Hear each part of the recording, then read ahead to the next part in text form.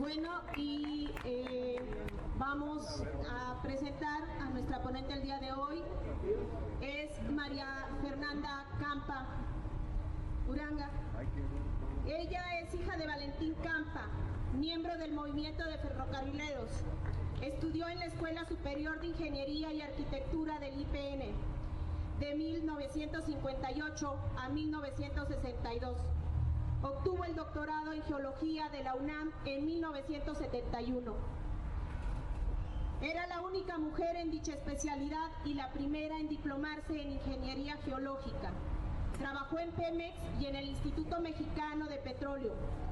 Fundó el Laboratorio de Geología de Yacimientos del Instituto Mexicano del Petróleo en 1967 y el Instituto de Investigación Científica de la Universidad Autónoma de Guerrero en 1979.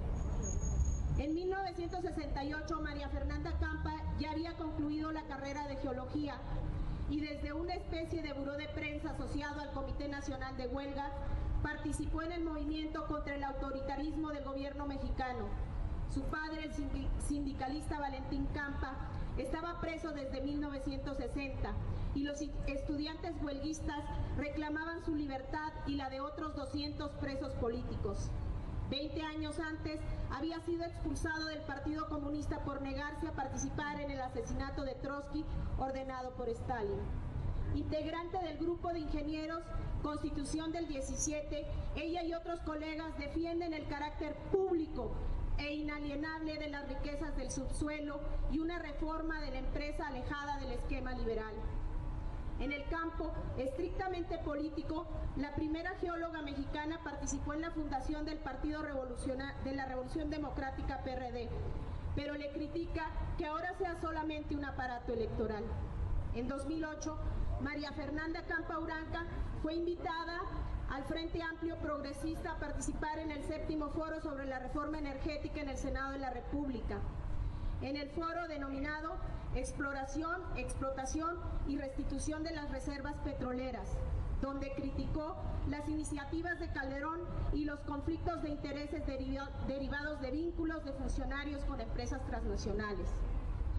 Sin más preámbulo, déjenme presentarles a María Fernanda Campa, una participante en las movilizaciones del 68, militante política y defensora del carácter inalienable de las riquezas de nuestro subsuelo.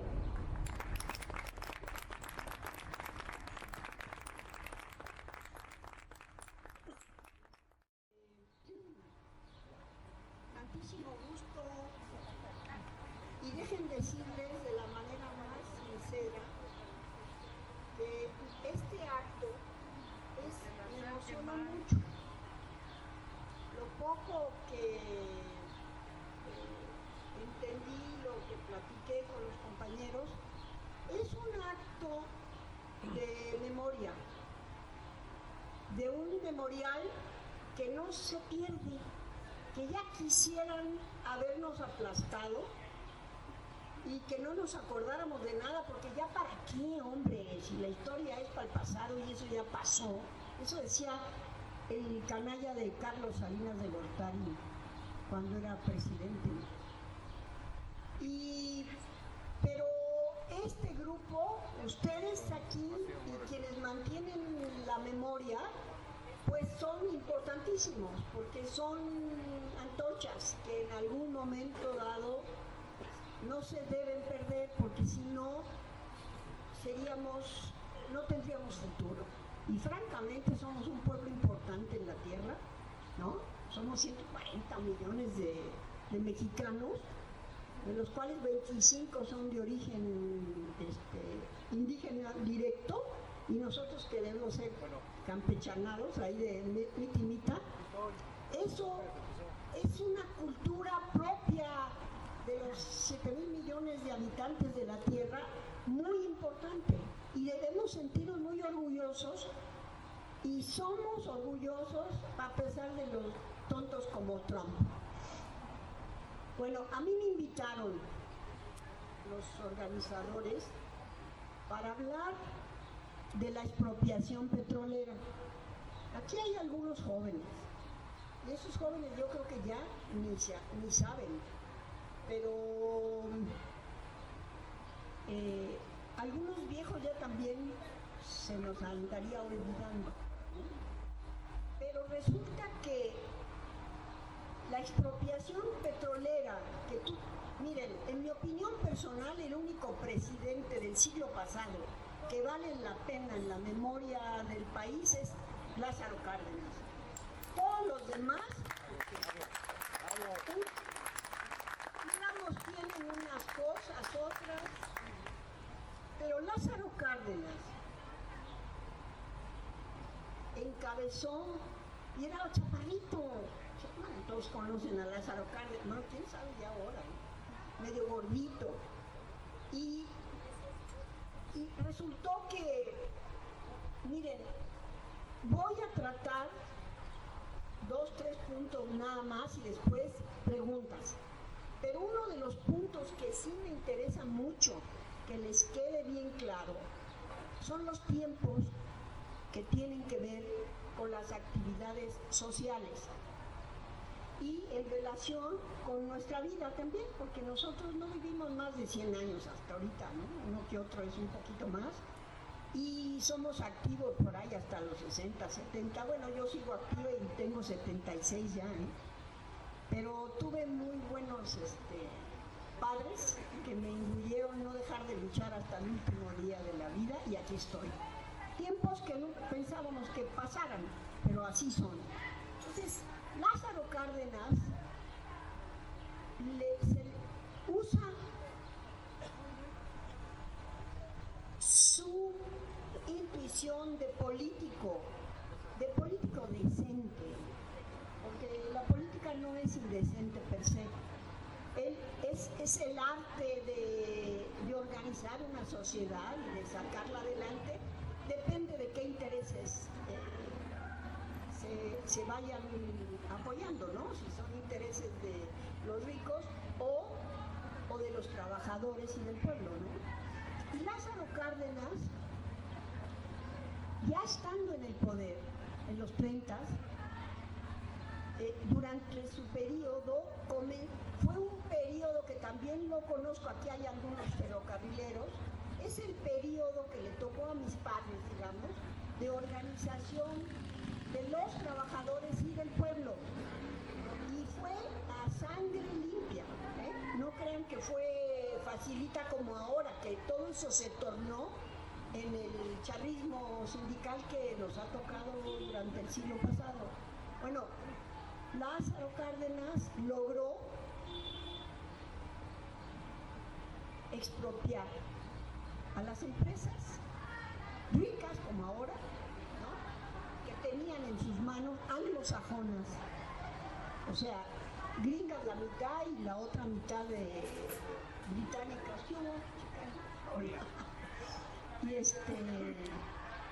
y logró enfrentarlas, logró organizar a los trabajadores, entre ellos una de los capitulitos que están aquí, esta es la biografía de mi madre, narra lo que a mí me narró un petrolero de Coatzacoalcos, un compañero que ya murió también, de qué manera se organizaron para poder organizar el sindicato petrolero, porque no existía.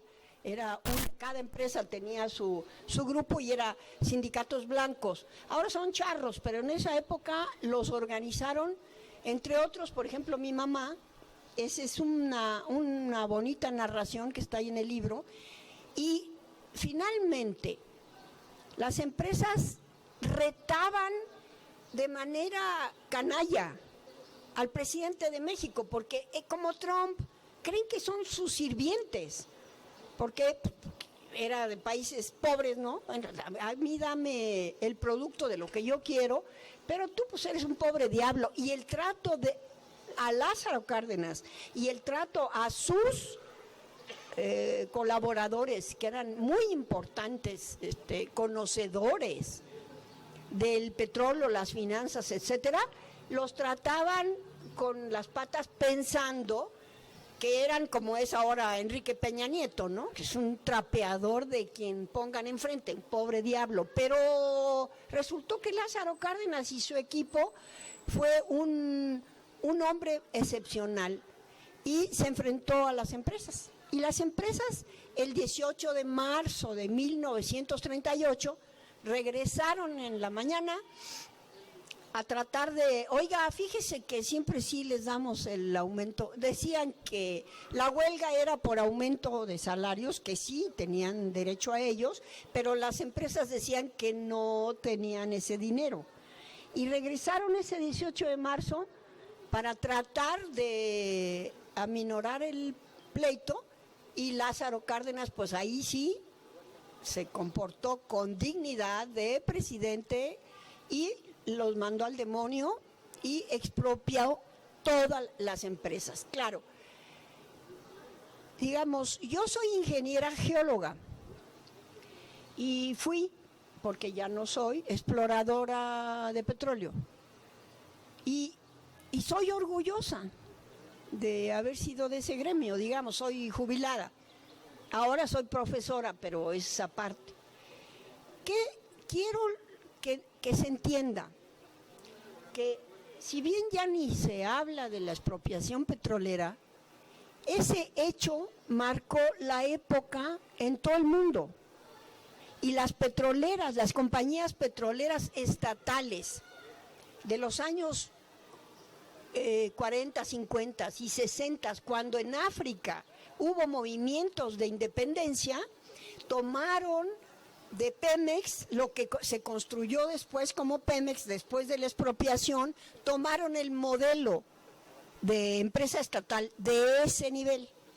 Desde el preciso instante en que fueron expropiados, desde ese momento, los norteamericanos y los británicos decidieron que iban a tirar a como diera lugar la empresa estatal, porque iban a buscar, y lo primero que hicieron fue como Cuba, se echó 50 años de, creo que sigue, ¿no?, de bloqueo.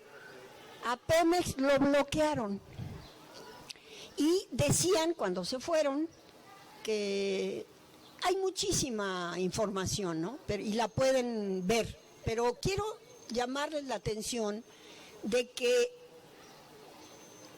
se fueron diciendo no van a poder los mexicanos recomponer, por ejemplo, las refinerías para hacer gasolinas.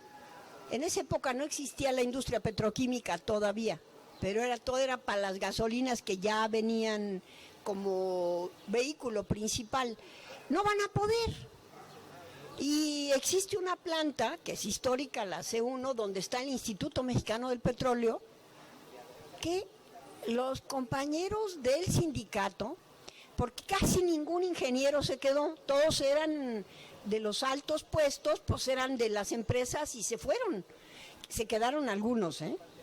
Cuando nosotros organizamos este grupo Constitución del 17, que seguimos de viejitos, tercos, nos comandaba un ingeniero que venía, que tenía la credencial número 35 de Pemex, que se quedó, mandó al demonio a los británicos y se quedó en México, y era un hombre, hasta donde yo lo conocí, murió siempre intachable, ¿eh?, honrado a carta cabal. No todos eran así, pero él comandaba grupos importantes de los 60, 70, 80, 90, murió en los 90, y era un hombre cabal. Estos hechos están narrados, están en cartas, están en escritos, están en libros, que yo creo que poca gente lee, ¿no? Pero eso no importa. El hecho es que se propusieron acabar con Pemex desde el primer instante.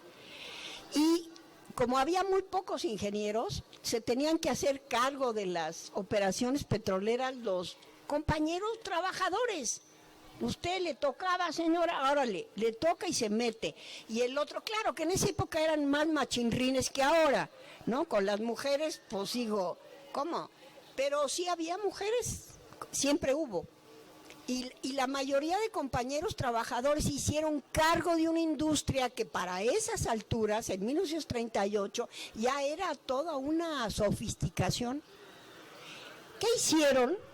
Bueno, yo digo que eran heroicos, porque aprendieron el uso de las máquinas, el uso industrial, y lograron hacer gasolinas. En menos que canta un gallo, Petróleos Mexicanos armó gasolinas en manos de sus trabajadores, para sorpresa de las empresas que tenían a Pemex, que no pasaba nada. Y así hacían los tornillos y lo que se requiriera. Les quiero decir eso, porque sí es un hecho histórico y heroico por parte de los trabajadores, porque los trabajadores ahora están más o menos, no todos, pero muy perdidos. Por ejemplo, en Estados Unidos ganó Trump, pues porque los trabajadores ya estaban hasta el gorro del neoliberalismo de los demócratas, y la Hillary Clinton, que es verdaderamente nefasta en ese sentido, ¿no? Y entonces creyeron que el demagogo de Trump iba a levantar, porque él lo que dice es que Estados Unidos y el capital, con los demócratas al frente, lo que han hecho es sacar toda la industrialización de Estados Unidos, que es el modelo neoliberal y multinacional, y entonces él dijo, yo voy a defender a los trabajadores, a Estados Unidos, a las fuentes de empleo, y bueno, ahí cayeron y votaron por él. Bueno, se lo creyeron. Como quizás suceda aquí también, en otro cambio, ¿no?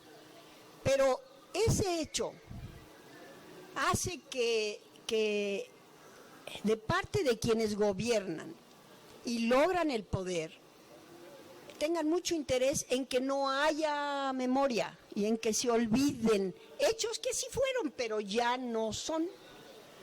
Y quiero insistirles en lo siguiente: las reformas neoliberales tienen historia ya. No es, Enrique Peña Nieto no es más que el último, y el que va a seguir después sí será. Pero a mí me tocó además vivir, porque cuando yo era joven ya trabajaba, y nunca pensé que llegara a la ancianidad en estas circunstancias, ¿no? Pensé que se iba a recomponer el asunto de alguna manera, y a todos nos agarró. Tenemos 35 años, 40 para atrás, porque todo es absolutamente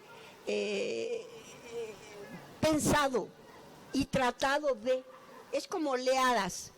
Entonces, en 1984 debe haber sido, cuando entró Miguel de la Madrid a la presidencia. Fíjense, acá para las jóvenes unos ni habían nacido, pero nosotros ya andábamos ahí, jóvenes, pero andábamos. En ese año, primero se inventó, bueno, tenía un subsecretario, no, era secretario de Hacienda heroico, como ahora Videgaray para Peña Nieto, que se llamaba Carlos Salinas de Gortari, mi buen presidente. Y,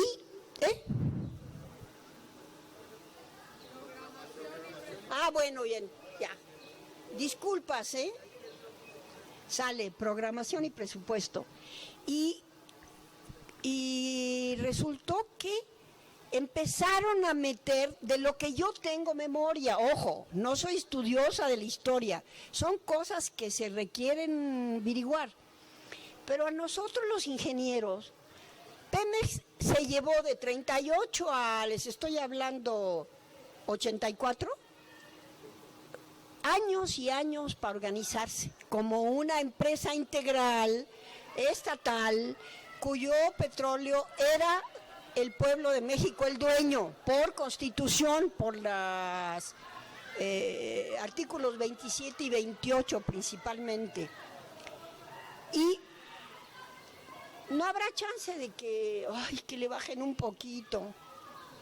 Bueno, porque si no me voy a desgañitar y no sirve para nada. Miguel de la Madrid nos agarra a todos los ingenieros, bueno, geólogos, todos los que somos de las industrias, incluidos el montón de químicos, con la idea de que se reclasificaban. Ya para entonces Pemex había organizado directamente la industria petroquímica, ¿no? Y todo con dinero público y dinero del pueblo, porque al final de cuentas eran intereses del pueblo, ¿no? Y de los mexicanos. Y entonces nos amanecimos un día con la peregrina idea de que se reclasificaban los productos petroquímicos. Y había un conjunto que le llamaban petroquímica primaria y un conjunto petroquímica secundaria, y la petroquímica secundaria se podía vender. Bueno, esta no es una plática de técnicos ni nada, pero los hidrocarburos, o sea, los petróleos, son cadenas de carbón e hidrógeno de diferente manera organizadas y van desde gases hasta chapopote, ¿no? Y entonces, a ver, ¿dónde empiezan los secundarios y cuál es su característica? Nosotros, por no decir otra cosa, en la ingenua, no entendimos, claro que nos oponíamos, no muchos, nunca. Miren, las historias de los grandes cambios de la tierra sociales siempre han sido pocos, pero pocos que decidieron lanzarse, ¿no? Y ganaron. Otros se lanzan y los asesinan, como esta Rosa Luxemburgo que nos acaban de recordar. Bueno, resulta que voy derecho y no me quito y no me importa, ¿no? Y entonces todos las preguntas te hacían sentir como necio. Oigan, ¿cómo que qué son primarios y secundarios? No tienen ninguna justificación tecnológica. Y lo que había estaba escondido, como está escondida toda la reforma energética y como está escondidas todas las reformas que incluso tienen ya cuando uno empieza a entender más, pasan los años, pero estoy hablando de 84. ¿En qué estamos? En el 17. O sea, hace 35, 40 años, que empezó, digamos, por decir algo, simbólicamente, la reestructura y la reforma del petróleo. Y así siguió, otras y otras y otras y otras y otras, y hay saltos. ¿Por qué? Porque es como oleadas. A ver, inténtale y no se puede porque la gente protesta, vete para atrás y otra vez hasta que finalmente son apátridas y la patria existe, les guste o no les guste, y se siente uno orgulloso de ser mexicano, también de ser un ser universal. Pero lo que han hecho es vender lo que no es de ellos. Y toda la ideología que está en el fondo del neoliberalismo, que ahorita ya está caducando, ya empezó con sus estertores, por eso están los problemas como están, ¿no? Pero en estos 35, 40 años de nuestra vida, nosotros los viejos, para atrás, para atrás, para atrás, y los que fueron naciendo a la mitad, pues eso ya es historia y ya ni saben. Bueno, les digo que lograron finalmente cambiar la Constitución con Enrique Peña Nieto. Y hay todavía muchos ingenuos, bueno, por no decir otra cosa también, que dicen es que falló. No falló. La reforma energética y las reformas que llevó a cabo, que ha logrado meter en la Constitución y en los reglamentos, finalmente Calderón, ¿cómo se llama? Fox, todos los que vinieron desde Miguel de la Madrid, no se diga Carlos Salinas de Gortari, que con el títere del Tratado de Libre Comercio, por ejemplo, como ahora hay quienes lo andan defendiendo, gente que era de izquierda, pero pues ahora estarán mareados. No, eso fue en la época de Carlos Salinas de Gortari, que es el jefe de la banda actual neoliberal, junto con el ITAM, y que siguen funcionando, con gente como la Denise, por cierto, que muchos creen es absolutamente neoliberal. Bueno, estoy hablando de un periodo de 40 años. Algunos de los que están aquí jóvenes ni 40 años tienen. En 40 años lograron vender lo que están vendiendo. ¿Y cómo comenzaron? Bueno, pues córtale un dedo a Pemex y se los vendes, que fueron las primeras plantas petroquímicas que servían para abono en el campo. Y así, no les voy a recordar, es una historia larga y quiero que lo entiendan. Las luchas no son rapiditas, son largas y a veces va la vida entera y no ve uno nada, pero resistiendo sale adelante. ¿Cuál es el modelo?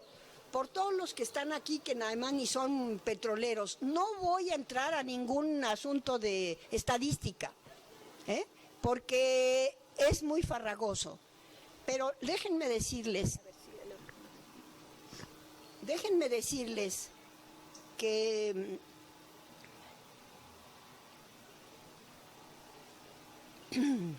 se me fue la idea. Con esto del... No, tranquilo, espérenme. Ustedes ya están participando, damos un salto mortal y estamos con los gasolinazos. Bueno, si se han dado cuenta, los gasolinazos son una verdadera perfidia, porque el 35% del costo del litro de gasolina son impuestos para sostener a estos zampones del Estado mexicano. Y las gasolinas se importan de Estados Unidos, porque lo que hicieron en el interín fue no construir ninguna planta de refinación, que se llama, de donde salen las gasolinas, ninguna. A cambio de eso empezaron a importar y ahora más del 50% de las gasolinas se importan de Estados Unidos. ¿70 ya? Bueno, es una integración, entre comillas, subordinada, canalla, porque no lo explican. Y entonces empiezan a subir las gasolinas en el sentido de ¿qué pasa? Pemex mantenía prácticamente al gobierno federal. Los ingresos petroleros servían como impuestos también, que se llaman de una manera o de la otra, hasta el 40%, 35, 30 de los ingresos del Estado mexicano y del gobierno mexicano venían de Pemex. Como ya lo empezaron a vender, entonces no es que no sea negocio, sino lo están regalando. Y entonces resulta que ahora pues la gasolina la subieron en el mundo, dicen, creyendo que somos idiotas, y resulta que es un absurdo de comercialización si uno lo ve desde el punto de vista racional. Es lo mismo que el maíz, se importa más del 60%. Y si uno, pero ¿cómo es posible? Bueno, porque son negocios de las empresas multinacionales que les conviene, y a sus corifeos traer y llevar, y en el traer y llevar los moches, ¿no? Entonces está hecho un caos total. La industria energética, CFE, está hecho un caos total, Petróleos Mexicanos, porque lo fueron vendiendo y lo han seguido vendiendo. No han terminado de venderlo, ojo, ni han terminado de entregarlo a las empresas, pero cada vez, lo digo porque tiene remedio, simplemente hay que pararlos. ¿Y cuál es el modelo? Miren, eso vale para la educación, vale para todo. Esa es la técnica estándar de privatización, que no lo dicen, ellos dicen que no es privatización. Bueno, se corta el presupuesto. A Pemex le quitaron todo. Cuando yo todavía estaba trabajando activa,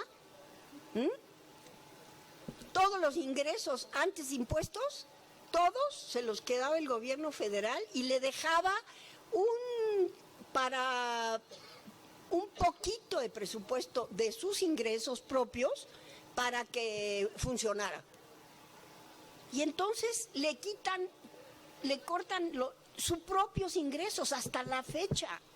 No ha habido un cambio, no hay empresa que aguante eso. Bueno, ¿para qué hacen esto de quitar el presupuesto? A quien sea.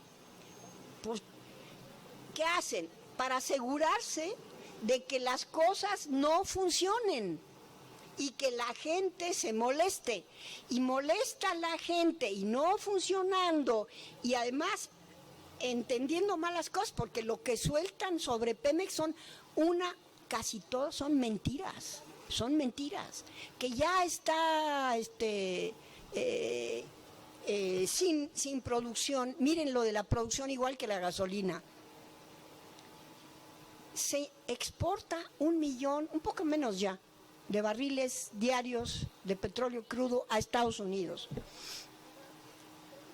¿Cómo que no hay? Y luego nos lo mandan refinado, pero ultra caro. Y luego dicen que está quebrado y que no existe ya la exploración, y por eso tienen que entrar las empresas que están entrando, ¿no? La Chevron, las británicas, los mismos de siempre con otros nombres. Bueno, y como ya no funciona porque no produce lo que debía producir, es muy simple. México y sus industrias funciona con la mitad de los hidrocarburos que se están sacando, y entonces la gente ya molesta, no entendiendo qué pasa. No, pues es que ya quebraron, y sacan por ahí la historia de Romero de Champs, que sí es un ladrón, un típico líder charrista, del charrismo sindical para controlar.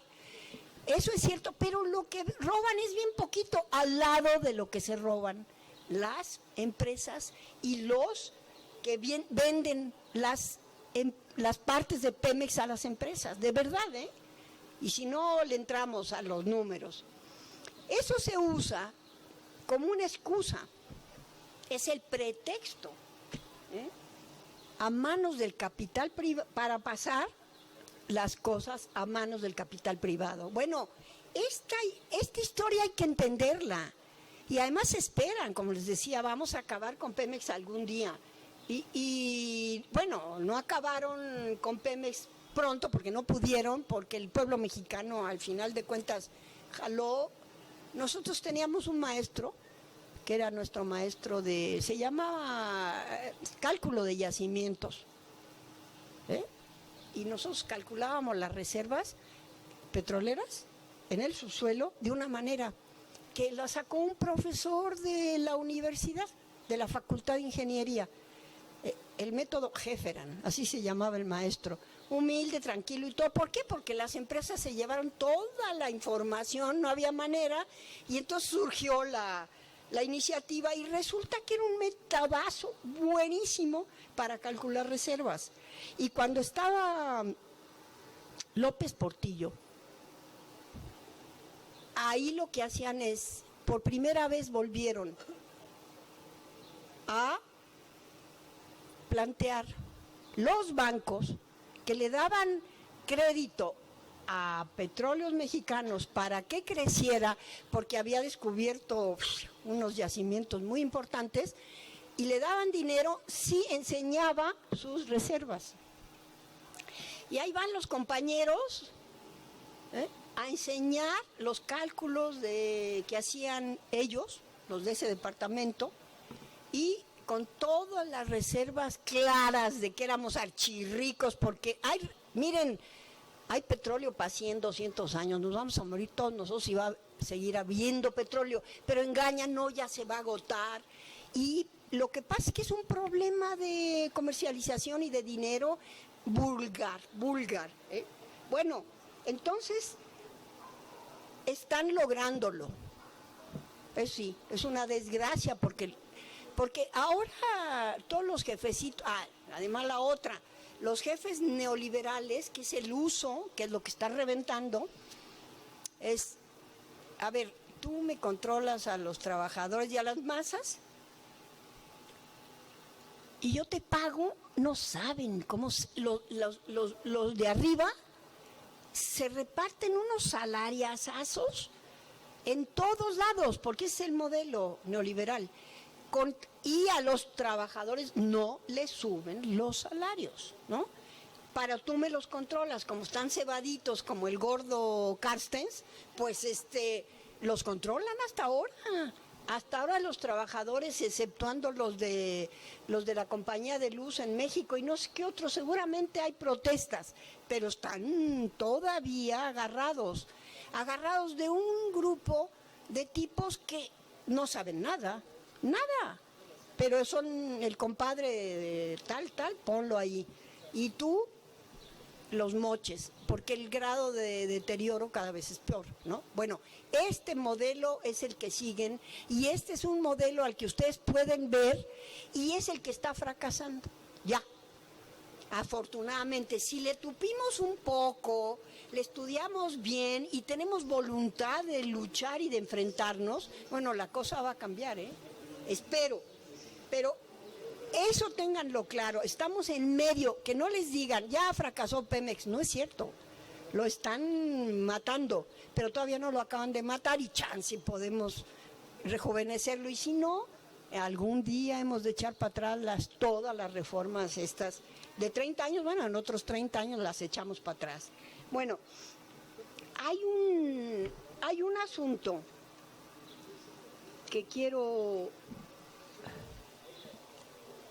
del que quiero hablar,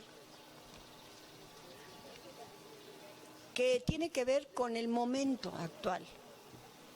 Pues aquí estamos un montón, pero para las necesidades eso, a veces dice uno cámara, somos bien poquitos, pero me leí un librito sobre la Revolución Rusa, pues de hace 100 años exactamente, de los bolcheviques, escrito por un Serge, que era más bien anarquista, y resultó que este hombre era hijo de un anarquista muy importante que estaba exiliado en París.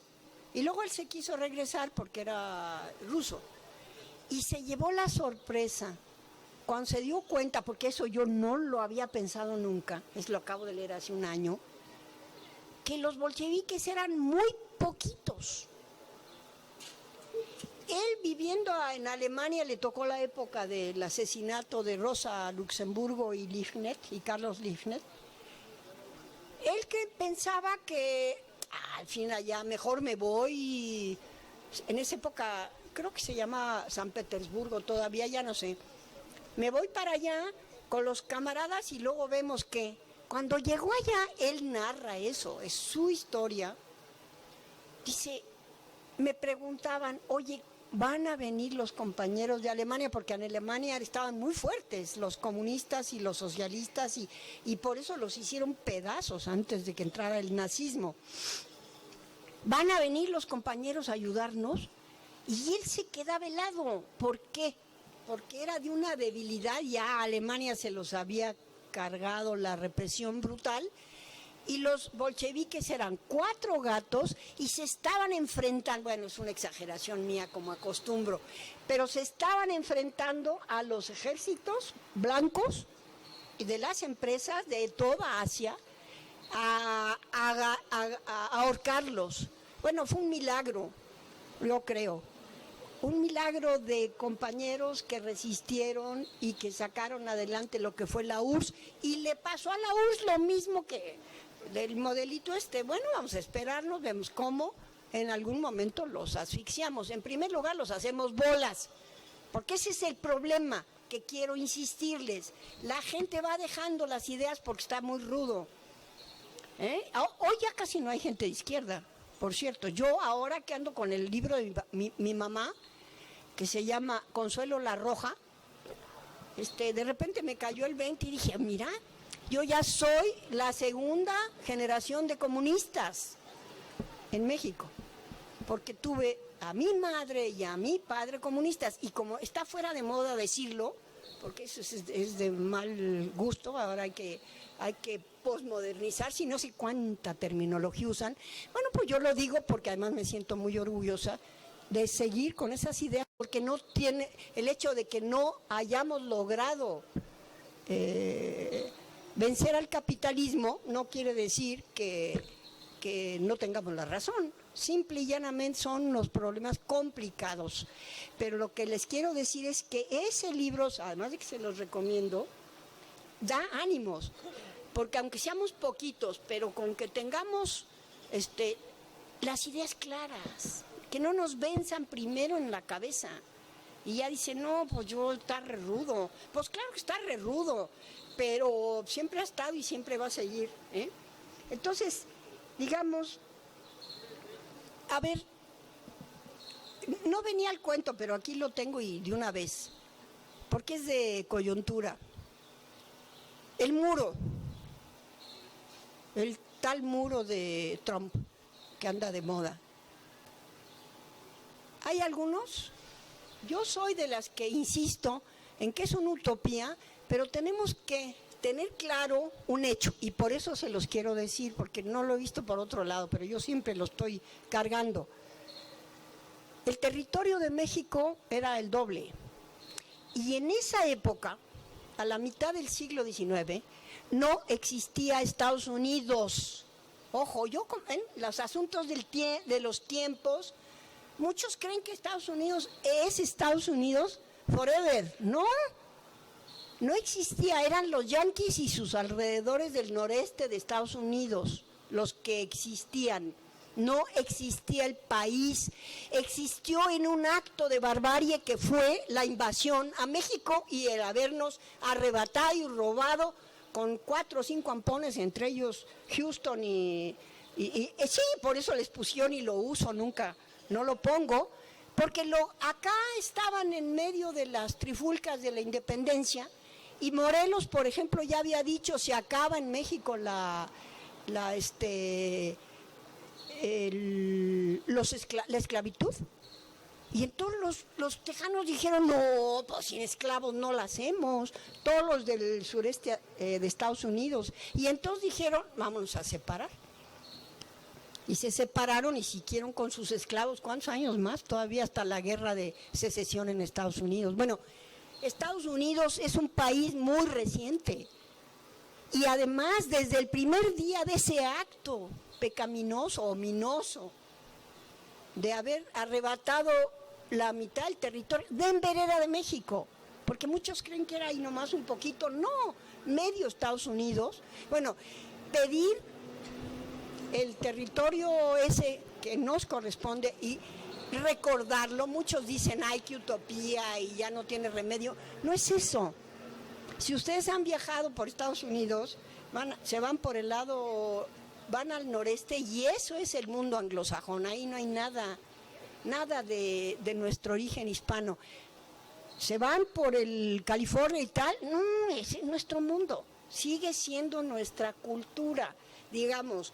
Y por más que la han querido acabar, acuérdense que Ronald Reagan dijo, a mí me llamaba la atención, el idioma oficial es el inglés, porque el medio California habla español, y no han podido. Bueno, yo creo que Trump tampoco va a poder, porque hay quienes decimos, bueno, vamos a poner el muro, sí, pero por la antes del robo, ¿no? Claro, digamos, eso tenemos que tenerlo claro. Estados Unidos está también, con toda su fortaleza, está en proceso de deterioro. Y eso es lo que significa, yo digo, lo que tenemos enfrente y el tamaño del asunto. Pero si lo tenemos claro, y lo tenemos claro en los tiempos, bueno, seguimos resistiendo y tendremos que ganar, porque la verdad siempre sale, ¿no? Bueno, ahora, ¿qué tenemos que hacer? Bueno, ahí es donde está rudo. Bueno, esto que hacemos es importante y otras muchas cosas. Yo no sé si ustedes todavía creen en las elecciones. Bueno, yo creo que sí, por eso son de Morena. Pero yo tengo muchos años, desde que Cuauhtémoc Cárdenas fue en el 88 agraviado, con un fraude verdaderamente criminal del que participó, por cierto, en esa época Bartlett, que ahora es una persona muy decente, no sé qué le pasó a la vejez. Bueno, es una persona que de repente se vino y ha sido consecuente. Ya sé que los poblanos o medios poblanos ni lo quieren y mucha gente, pero el tipo cambió. Pero él fue el encargado de hacer el cuento de las elecciones. Bueno, ese cuento no es excepcional. En todas partes del mundo existen los fraudes. El mundo occidental llamado democrático, esa es su manera de... Si tú eres una candidata que a mí no me conviene, te tumbo. Te hago tu camita, etcétera, y te vas al demonio. Y la gente, y la ponen a votar, a creer que su voto vale, ¿no? Bueno, estamos en una alternativa, en una disyuntiva muy fuerte. Tiene muchas posibilidades de no ganar, de que le den el poder a López Obrador. Digamos, yo por lo que veo, los brincos que da y los saltos que trae, bueno, pues van a que le den el poder. ¿Por qué? Pues porque el PRI no encuentra a nadie a la mano, no tienen. Y el PAN, bueno, es un desfiguro de grupitos y grupotes, a cual más de fascistas, incluida la Zavala y su familia. Bueno, entonces, pues están coqueteando dársela a López Obrador, pero con un hecho. También es una idea que me costó mucho trabajo entender, pero finalmente la entendí. Desde Mandela, que era mi héroe, Mandela estaba en la cárcel, tenía 25 años ya en la cárcel, algo así. Fueron a negociar los banqueros holandeses, que eran los dueños de la banca de Sudáfrica, con él su liberación. Y él era de un partido que se llamaba ¿qué? Africano, se me olvidó. El Congreso Africano. Y el Congreso Africano tenía nacionalización de los bancos, de todas las recursos de Sudáfrica para sus pueblos de negros, que además eran archidiscriminados, ¿no? Entonces negociaron, ahí están, el que quiera leer las biografías de Nelson Mandela, negocian, te dejamos suelto, en un momento van ustedes a ganar, pues si no eran tontos, en un mundo de negros, 4 blanquitos nefastos que mantuvieron el estado del apartheid, brutal, se los llevó la trampa, sí y no, porque la negociación que nunca salió a relucir en esa época fue, te damos el poder político, pero a mí mis bancos y las finanzas y la comercialización. Se ve que llegaron a un acuerdo, digamos, por los resultados, porque Sudáfrica es más archicapitalista que otra cosa, con Toy Mandela y la negritud que ya tiene el poder. Pero los negros igual les pasa a muchos compañeros humildes y a veces muy humildes cuando tienen poder, Dios mío, hay aguas, ¿no? Digamos, bueno, pero no fue nomás Mandela. En América Latina estamos viviendo ese modelo. Lula, otro era mi héroe. Lula dejó a los capitalistas íntegros con sus repartos, y tan hicieron eso que tienen hoy a Temer, a recuperar lo poco o mucho de reformas decentes en favor de los trabajadores y del pueblo de Lula. Y bueno, váyanse con Cristina, con el cretino de Macri ahorita. Es un fascista. Y Cristina perdió las elecciones. Y el único con el que nunca pudieron, y por eso lo odian, y quisieran acabar con Maduro, fue a Chávez. Porque Chávez era un tipazo efectivamente, ¿no? Y muy culto, por cierto, a mí me impresionó, pero además él hizo los intentos, ¿por qué?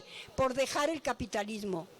La palabra socialismo la han pervertido también, le llaman el socialismo real, y como le hicieron el asunto con la ex-URSS, pues también resulta que pues el capitalismo no te lo vas a quitar, y hazle como quieras, ¿no?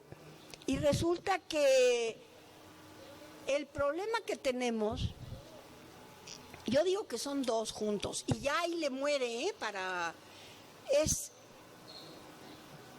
tenemos que desobedecer.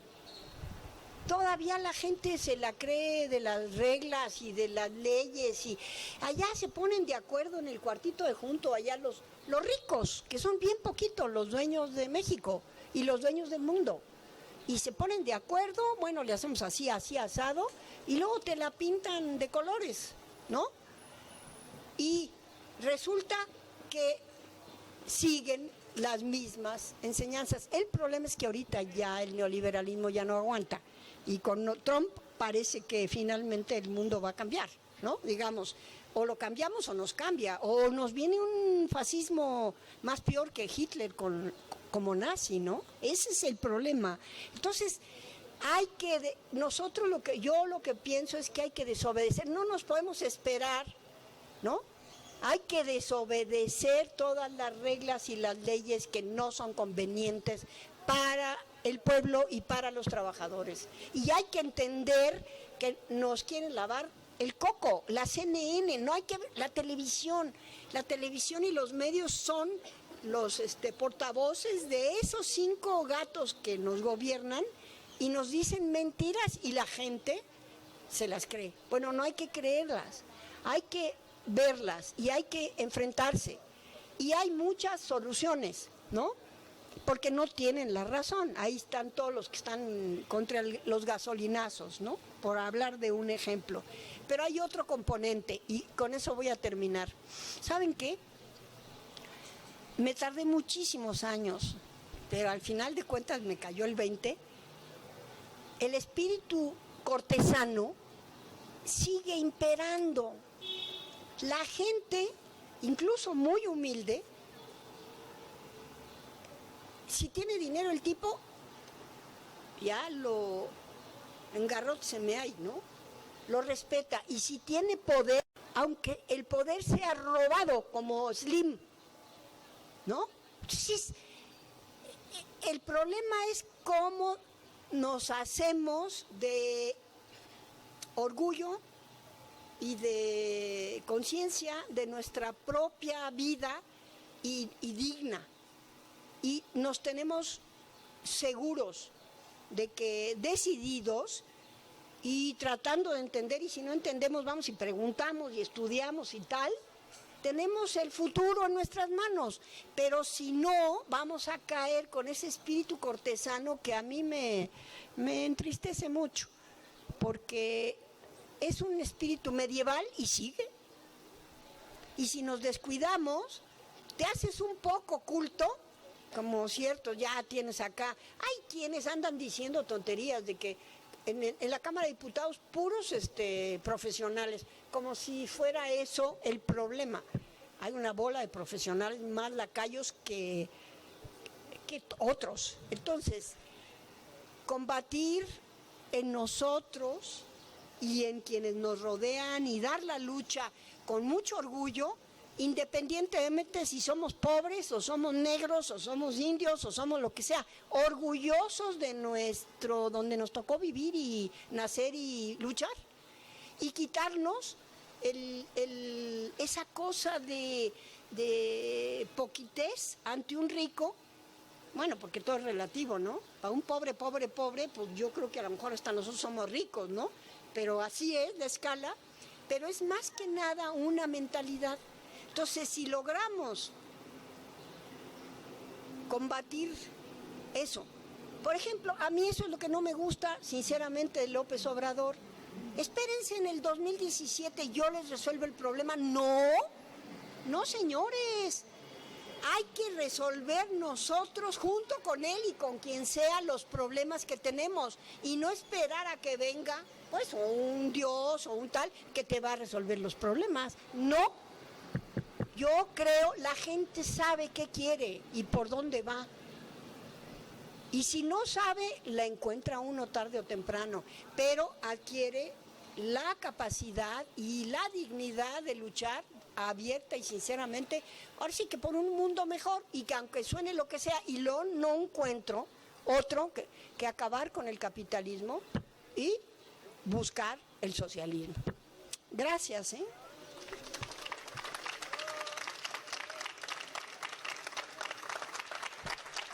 Bueno,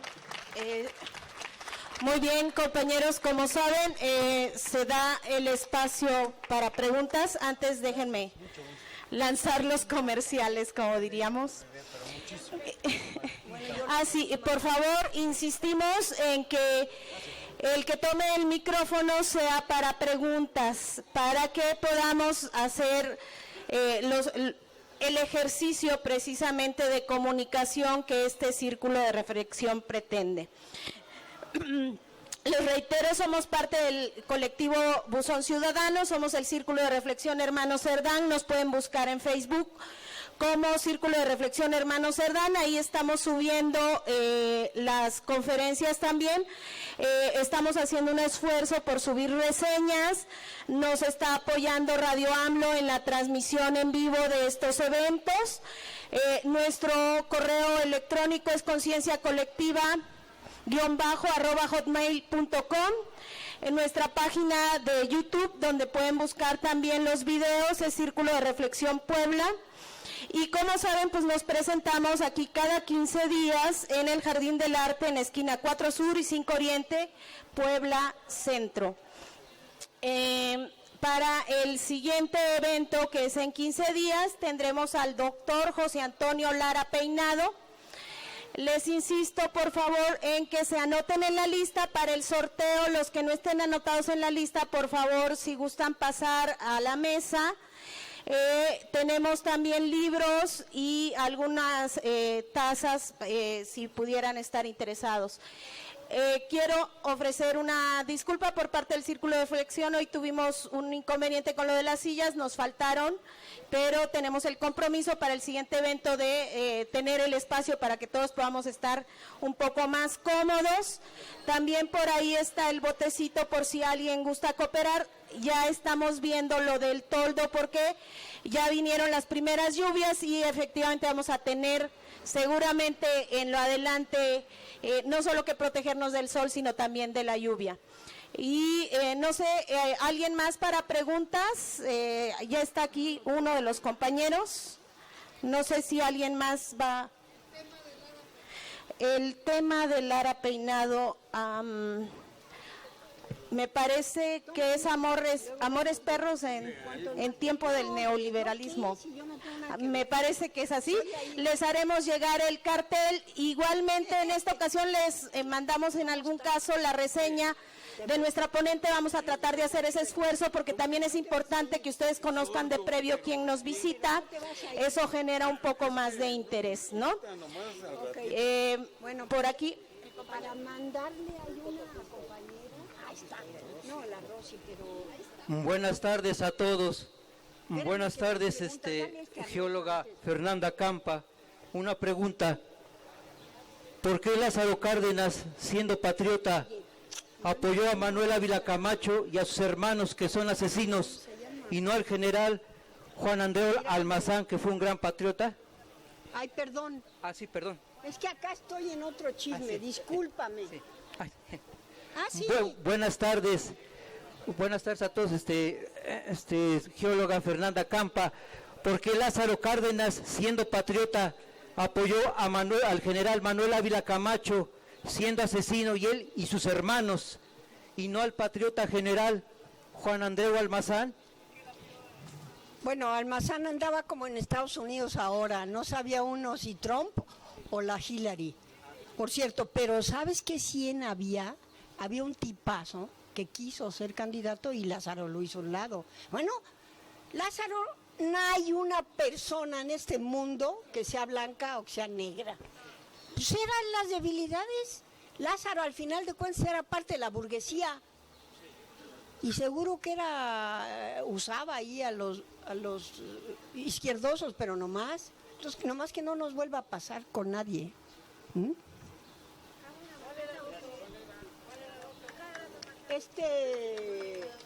ahorita te digo, espérame.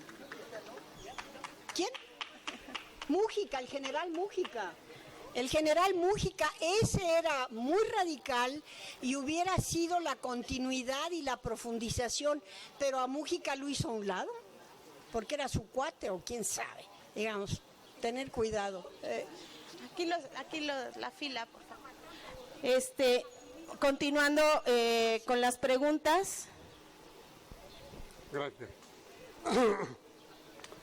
Ingeniera, pues, ¿qué decir de la información que nos acaba de pasar? Su trayectoria, su vida, sus antecedentes. No queda duda de que estamos frente a alguien que verdaderamente puede ser guía, puede ser referente para un cambio real de vida, de historia, de lucha con los mexicanos. Yo una pregunta solamente, cada vez que viene alguien que habla de petróleo, quedo más confundido en relación con esa duda que siempre he tenido. Realmente, ¿a qué se debe aquello de que reserva aprobada, reserva no sé qué, reserva no sé cuándo? Aquí hay petróleo, aquí ya no hay, ya se acabó esto. Ahorita usted nos dice que hay petróleo así de manera general, claro, para toda la vida, da a entender como que para larguísimo tiempo. Y hay quien manipula y dice que ya no hay más que para 20 años. ¿Cuál es, cómo es, por qué este juego? Sabemos que es Estados Unidos, México y que Estados Unidos manda. Quisiera que me iluminara un poco porque estoy peor que antes. Muchas gracias. Bueno, fíjese que ese asunto de las reservas, compañero, es justamente el trabajo que yo hacía técnico, porque soy geóloga y yo las buscaba. Y luego de que las encontrábamos, ¿cómo las cuantificábamos? Bueno, déjeme decirle que el asunto no es sencillo. Siéntese si quiere. A ver, antiguamente había departamentos en todos lados que se llamaban de localización de pozos.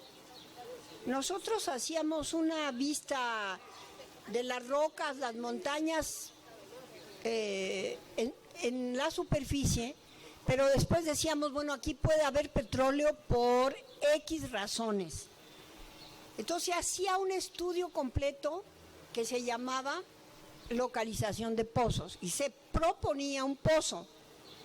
Ese pozo se decía a los tantos metros va a entrar tal, suposiciones, oiga, probabilidades, posibilidades de que hubiera el petróleo porque había rocas y porque había, como encontraron las chapopoteras en algunos casos, ¿sí? Bueno, si usted no perfora, la reserva es posible, probable. Ahora le llaman a futuro, ya le cambiaron. Pero esa reserva pues no es segura. Tiene gran probabilidad, por ejemplo, las que van a perforar en medio enfrente del Golfo de México, te van a encontrar gas de a montón, pero no sabemos exactamente si ese pozo o el otro las encuentra. Eso era lo antiguo. Había ciencia, había tecnología. Hoy, ¿qué hacen? Justo ustedes, los poblanos, son víctimas del fracking, se llama. O sea, fracturamiento en español. Ahora lo que hacen es lo siguiente. A ver, vamos a buscar donde se deje la gente. Y lo que van a hacer es una malla. O sea, hacen una malla y dicen, vamos a perforar aquí, es la probabilidad de que en una superficie dada de montaña o de los llanos, abajo haya petróleo. ¿Por qué razón? Hoy en día además no importa que haya poquito, es más casi nada, porque se llama por eso shale, la lutita, le traducen en quién sé cómo le llaman. No, bueno, gas y petróleo. El petróleo, bueno, el crudo. No, pero es el fracking en shale. Antes había shale y eso no tenía petróleo, no tiene, porque no tiene permeabilidad. Puede que tenga porosidad, pero no permeabilidad. Es que los huequitos estén conectados y entonces sí fluye el petróleo. Pero si no están conectados, no. Bueno, el fracking entonces llega acá, Juan Camaney, el dueño. A mí no me importa si hay petróleo o no hay. Tú me vas a pagar los pozos. Y en todos los pozos te van a costar tanto.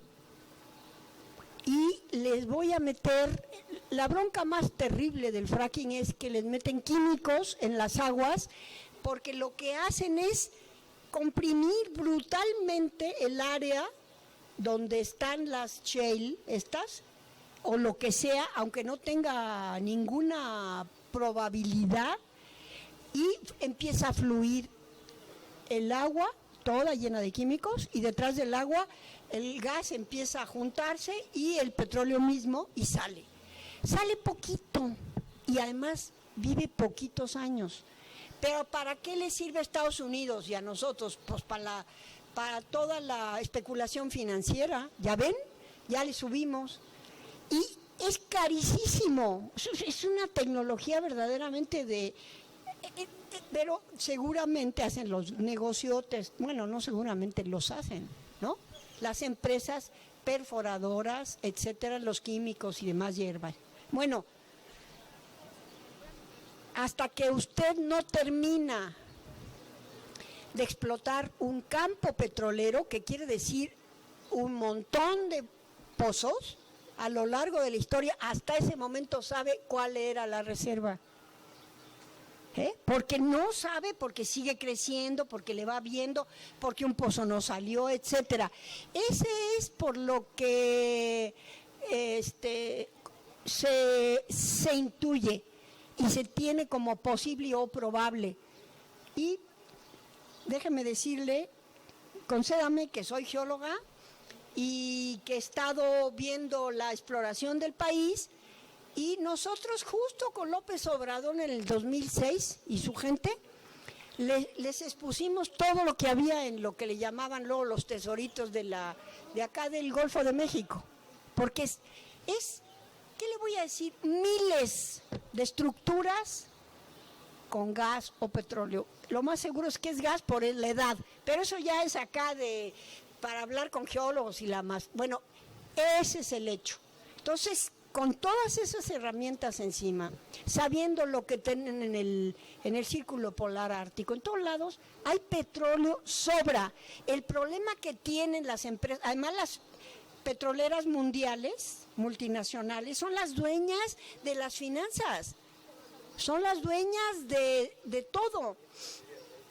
Y entonces especulan porque saben que hay petróleo de más, porque hoy la perspectiva es, pues de plano ya hay que irnos al sol, todos, totalmente sin nada de toda la suciedad que produce el petróleo. Y entonces te tienen que estar manipulando y diciendo todo eso. Y hay compañeros que tampoco le entienden al asunto, digamos, pues ya vienen y dicen que no, ya se va a acabar el petróleo. Bueno, pues hay que debatirlo, pero yo le digo, hay para 100 años o más. Usted y yo nos vamos a morir, y otra bola, y todavía sigue el petróleo. Y lo que debían hacer era dejarlo ahí y meterse con tecnología de solar. Espero que me haya dado a entender.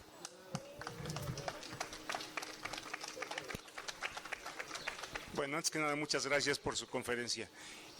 Mi pregunta venía enfocada también como la del compañero, pero bueno, la cambiamos un poco.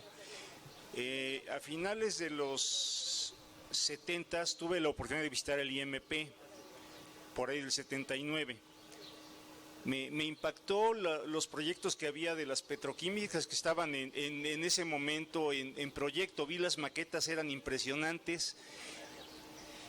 me sentía y aún me siento orgulloso de Pemex por el trabajo que se hizo para echarlo a andar, como usted dice, de la nada, de los trabajadores sin tanto conocimiento, solamente con el apoyo de ingenieros, como usted dice, que se quedaron aquí a apoyarnos.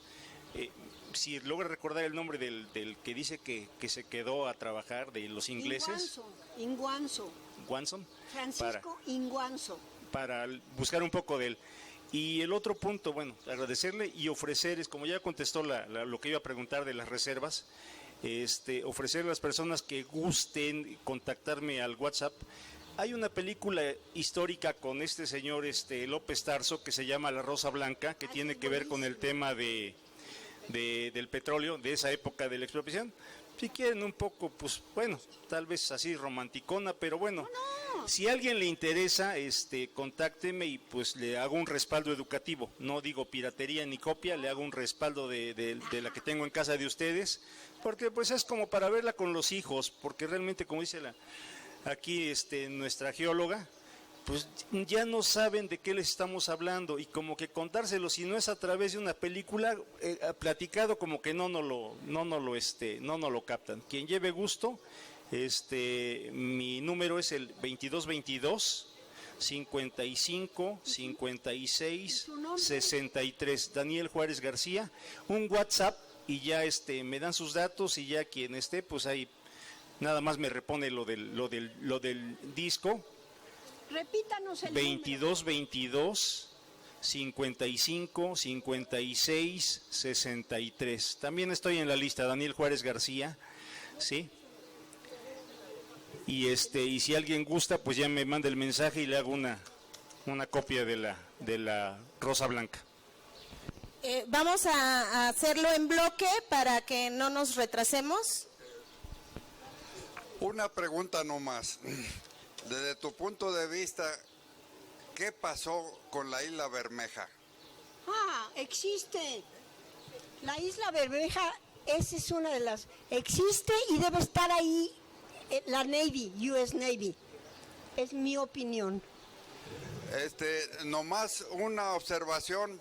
En 1972, cuando la ESIC, o sea, la Escuela Superior de Ingeniería Química del Politécnico, salía de vacaciones, venían los estudiantes del Tecnológico de Monterrey a hacer sus prácticas a los laboratorios de la ESIC.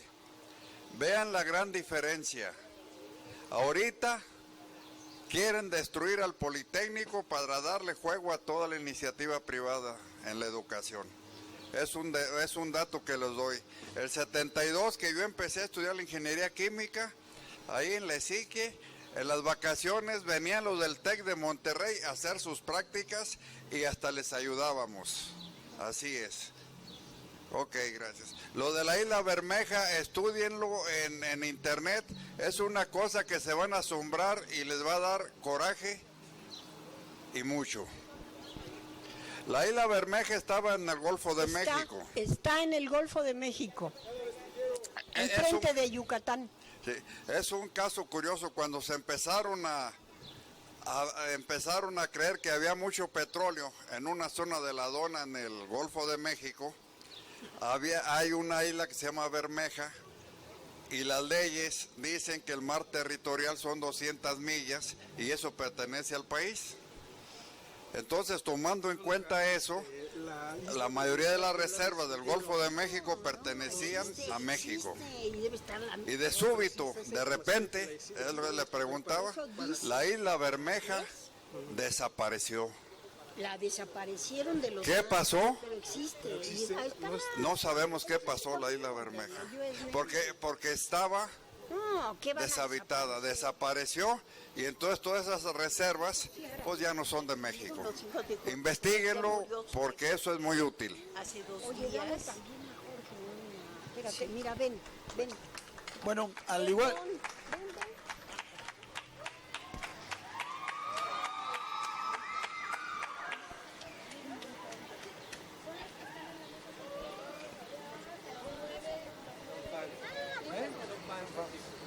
Felicitaciones, tienes mucho de padre todavía, ¿eh?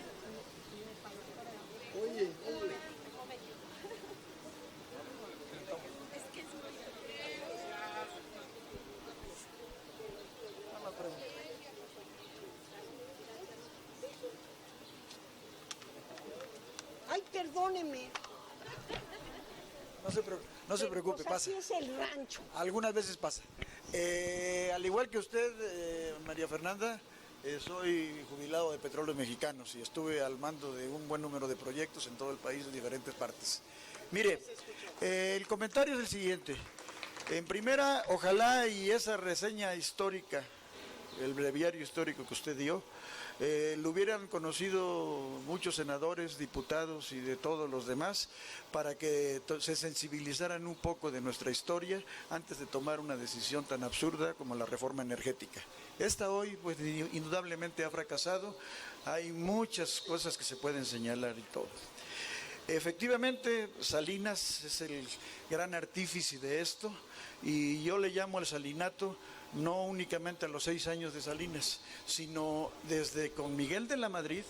Empieza él desde programación y presupuesto, donde tuvo la capacidad de enviar los recursos para todas las instituciones, y desde ahí empezó a recortar a Petróleos Mexicanos. ¿Qué sucedió también? Que se suspendieron proyectos importantes, como fue el Huimanguillo 1, Huimanguillo 2, que eran procesos tratadores de gas. Estaba comprado todo el equipo, se vendieron como chatarra y dieron instrucciones de explorar y sacar el gas y quemar millones de toneladas de gas diario en el área de Cantarell.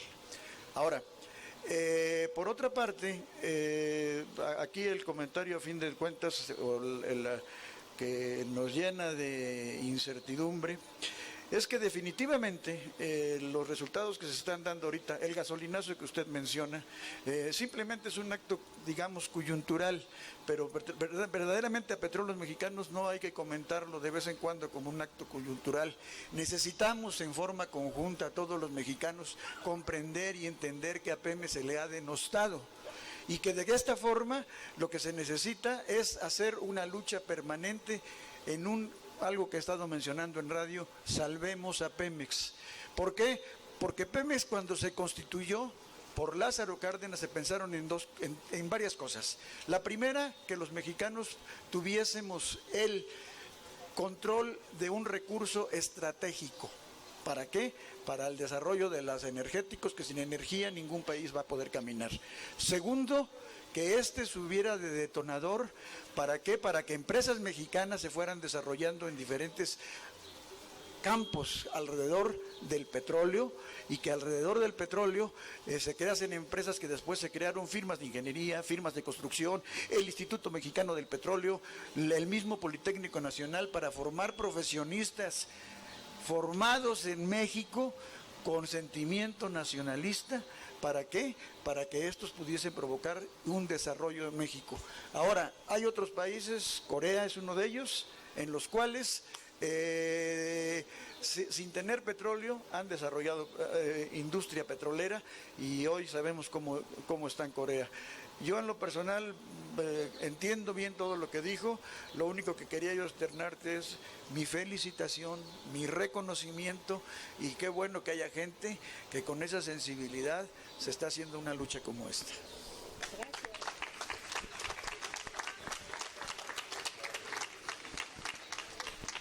Gracias, compañera Campa, es un gusto verla por acá.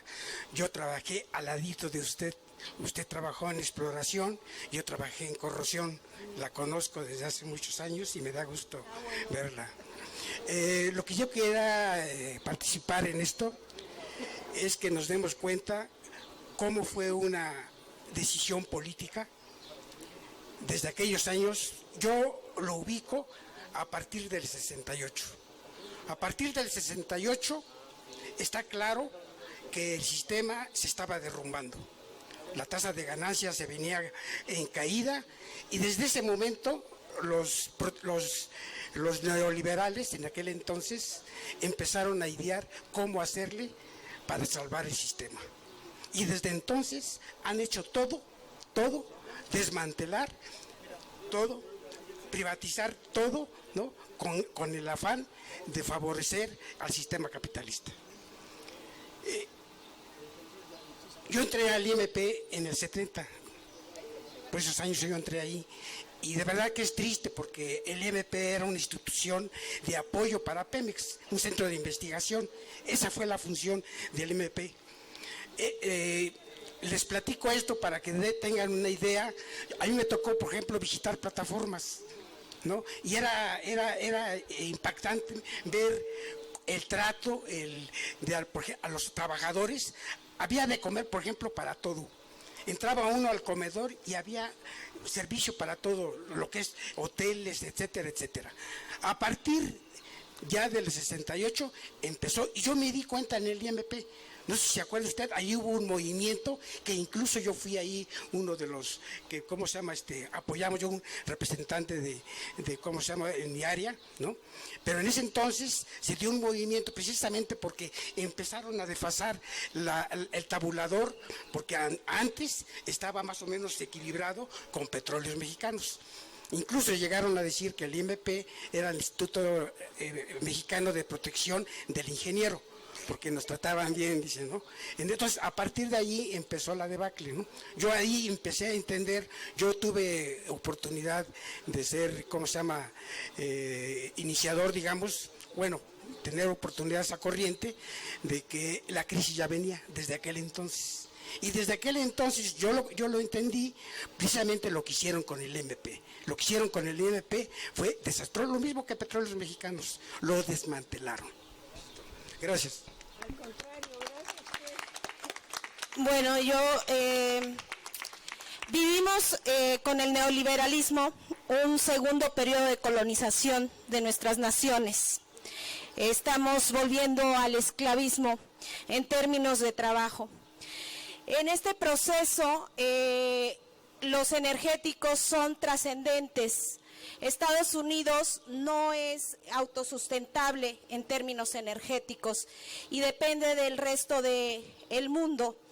Entonces, nuestro país, con la reforma energética, el proceso del fracking pasa a ser ahora una realidad. En el estado de Puebla nosotros tenemos más de 70 proyectos aprobados entre fracking y minería a cielo abierto. En ese sentido, yo quisiera su opinión respecto a las repercusiones medioambientales que hay y las afectaciones a las comunidades. Nosotros en Puebla, además de que en México se aprobó la expropiación, en Puebla tenemos la expropiación express aprobada por Rafael Moreno Valle, o en el periodo de Rafael Moreno Valle. Entonces, para nosotros es francamente una preocupación y hay muchos territorios en Puebla que están en defensa de la tierra, en defensa de sus territorios. De todo eso. Miren, yo venía aquí a Tlaxcala de asesora de grupos de campesinos de algunas comunidades que se estaban oponiendo al paso de un gasoducto, que lo deben saber. Entonces yo acá, la asesora, ustedes, pues como no, tampoco son ni campesinos, ni edafólogos, ni nada, tienen Puebla y Tlaxcala juntos, porque son lo mismo, nomás políticamente ahí les pusieron una diferencia. Tienen unas de las mejores tierras del mundo, no nomás de México. Es verdaderamente impresionante la riqueza de tierras y la riqueza de agua que tiene Puebla y Tlaxcala. ¿Qué ha pasado? ¿Ven? ¿Por qué tengo interés en que no les metan ideas equivocadas? Lo que ha pasado es que todo lo del campo se desprecia. Se da por sentado que es atrasado. Bueno, yo no sé de dónde. Bueno, pero así fue todo antes del neoliberalismo. Ese era fíjense, todavía le llaman países desarrollados, cuando ya están en decadencia total de Europa, Japón y Estados Unidos. Han empezado a decaer, pero eran los modelos para nosotros que éramos los subdesarrollados en una época y después ya en desarrollo. Bueno, son palabrejas, si uno las piensa, es como te meto en tu cerebro que el trabajo en el campo es un trabajo atrasado y de segunda y de quinta. Y yo, además, peor. Aquí Puebla tiene unos corredores industriales para su... Digo porque eran todas las empresas alrededor de la Volkswagen. Y yo llegué a la conclusión de que la dueña de Puebla y Tlaxcala es la Volkswagen. Y la Volkswagen como industria absolutamente contaminante y usadora brutal del agua.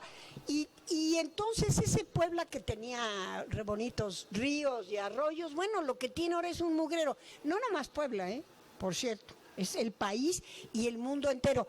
Porque yo me puse a pensar, ¿por qué la Volkswagen, que tiene una tecnología acá alemana, se viene a México? Bueno, son maquiladoras, que no los engañen. La industrialización. ¿Saben dónde está hoy en día la máxima contaminación? En Guanajuato y en más que el DF, ojo, de contaminación, no, de atmosférica. 2, 3 pueblos que no me acuerdo cuáles, y Silao, Pueque, no sé, pero hay una lista. El DF es el quinto. Son 3 de Guanajuato, del estado de Guanajuato, uno de... No, es de Querétaro y luego el DF. Bueno, a mí me llamó la atención. Y lo que sucede es que le llaman industrialización. Y no es industrialización, es un país de maquiladores. ¿Qué quiere decir? Mano de obra barata, mal pagada y además contaminación, yo les digo alegre, hacen lo que quieren, destrozan lo que quieren. Y aquí me quedó más claro el año antepasado les hicieron otra carretera paralela y era para la Audi, y ahí me enteré que la Audi es de la Volkswagen. Bueno, de plano, ustedes son servidores fieles de una transnacional que está aquí y hasta los tornillos trae. No hay tecnología, no es cierto, no está industrializado Puebla, y menos con el demagogo último que tuvieron, ¿no? Puebla está igual que el DF o peor, llena de contrastes brutales, así está el país. Bueno, tenemos que luchar por nuestros recursos todos, porque son para nosotros, no para las... ¿Por qué Alemania no permite? ¿Por qué las japonesas? Pues váyanse para allá. Y acá vienen, y nos dicen, estamos orgullosísimos, ¿no? Echando a perder Guanajuato también, era zona... Tenemos que restablecer el campo poblano y el campo tlaxcalteca, que es lo mismo, y todos los campos de México para producción, sobre todo hoy en día, que la Monsanto y esas andan comprando las tierras en todos lados, ¿no? Y entonces dan cualquier cosa a los campesinos y quieren hacerse del globo. Afortunadamente no han tenido tiempo de acabar con todo, pero si los dejamos, bueno, vamos a acabar junto con... Es muy importante la lucha por las cosas contra la contaminación, ¿eh? Bueno, muchas gracias. Les recuerdo, el próximo, en 15 días, estará el doctor José Antonio Lara Peinado con el tema de Amores Perros en tiempo del neoliberalismo y el terror psicológico y mediático. El compañero Epifanio, por aquí está, nos va a dar una información y posteriormente pasaremos al sorteo y a la entrega del reconocimiento y el sorteo. Bueno, ahí vamos, hacemos... Muy buenas tardes. Solamente para hacer una pequeña reflexión. Sabemos la importancia que es para nuestro país los energéticos. Sabemos perfectamente que estos gobiernos a partir de la Madrid hicieron todo por desaparecer nuestro derecho al subsuelo y en este caso como un material estratégico que son los energéticos. Pero también se está desarrollando una situación que nosotros no tomamos muy en cuenta. Muy pronto se habla del agarre del agua. Y el agua, que es es la vida para todo ser humano, y aunque no sea humano, incluso las plantas. Si no hay agua, no hay nada. Dicen los comerciales que a cada ratito escuchamos en radio y en televisión de un individuo que, por cierto, democráticamente dicen que llegó al poder, un sirio libanés que está en el estado de Puebla. Este sirio libanés que solamente llegó con 2 de cada 10 votos de los poblanos. Esa es la democracia que vivimos. Bueno, este señor en sus comerciales menciona que no nos creamos, que no tiene ninguna facultad, dice, para privatizar el agua. Sin embargo, habla eso cuando en Puebla, en la ciudad de Puebla, en el municipio de Puebla, ya se privatizó el agua. Vaya, ¿de qué nos quiere engañar este individuo a través de sus comerciales? Bueno, viene a colación por lo siguiente. En días pasados, el miércoles para ser exacto, hubo una marcha de campesinos de varias comunidades cercanas a la ciudad de Puebla, de Coronango, de Cuanalá, de Zacatepec, exigiendo que en sus comunidades no llegue la privatización del agua.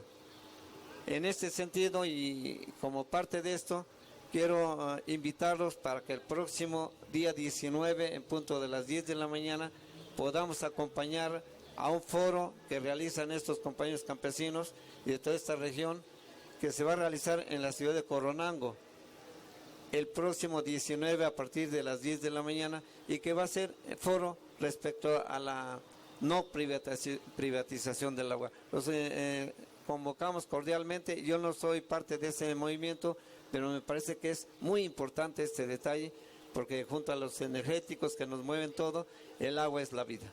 Los invito muy cordialmente.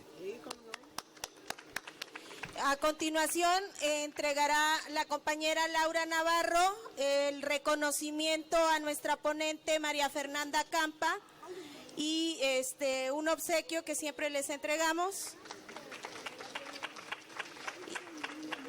Y vamos a continuar con la rifa.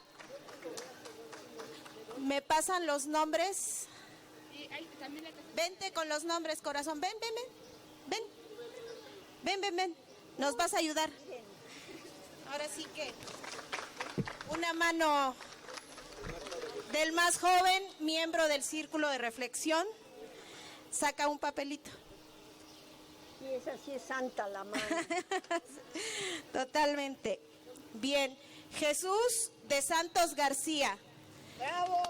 Bravo. Para que pase usted por su libro. Ajá. Dame otro papelito, corazón.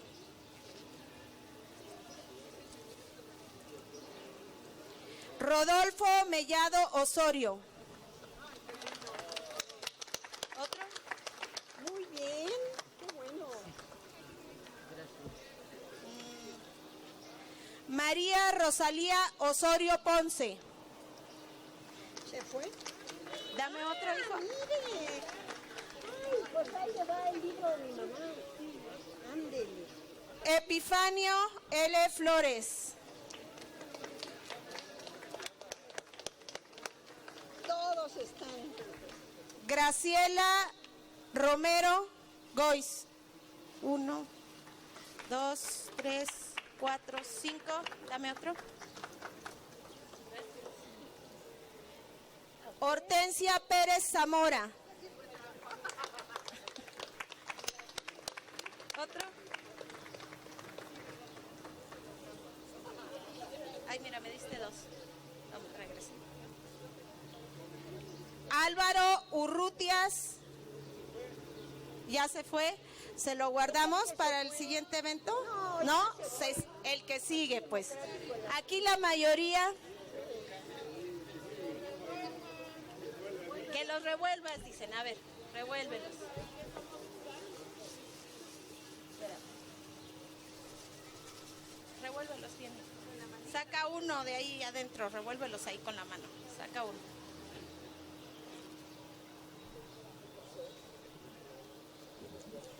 Es Rodolfo Echeverría Martínez. Ya se fue. ¿También? Es mi amigo el Chicali. Ah, ok. ¿Otro? Sí, lo conozco de ahí. Jorge Luna Morales. Ahí está, no, ahí está. Ya lo quieren decir que ya se fue. A ver, 1, 2, 3, 4, 5, 6. Muy bien. Ya estuvieron, ¿verdad? Todavía tenemos libros, o sea, vamos a continuar.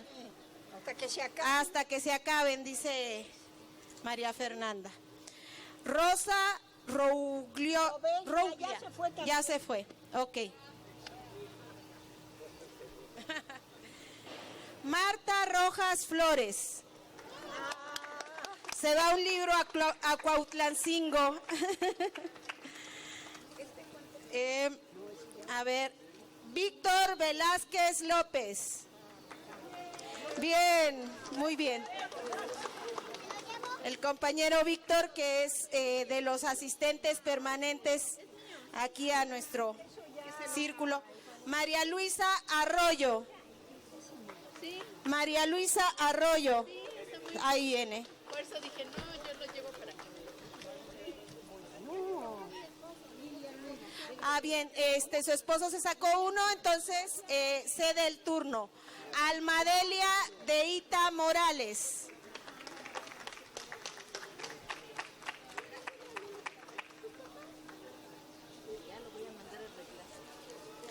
Quedan 2 libros nada más. Ali Fernando Mariscal. Ali Fernando Mariscal. Ya se retiró, entonces el que sigue. Lástima, la suerte estaba con ellos.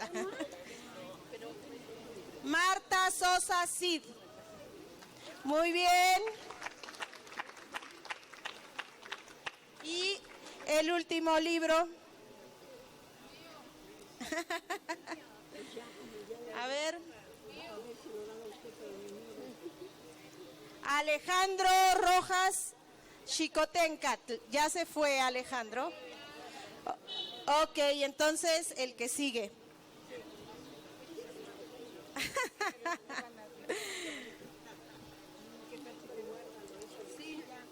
Rodolfo Echeverra Martínez. ¿Ya pasó? Está repetido. Es aquí solo. Miguel Ángel Pérez. Ya se fue. No, ahí viene Miguel Ángel Pérez. Ok, eso fue la rifa de los libros por el día de hoy. Y como saben, pueden pasar a que les firmen su libro. Vamos a entonar el himno nacional.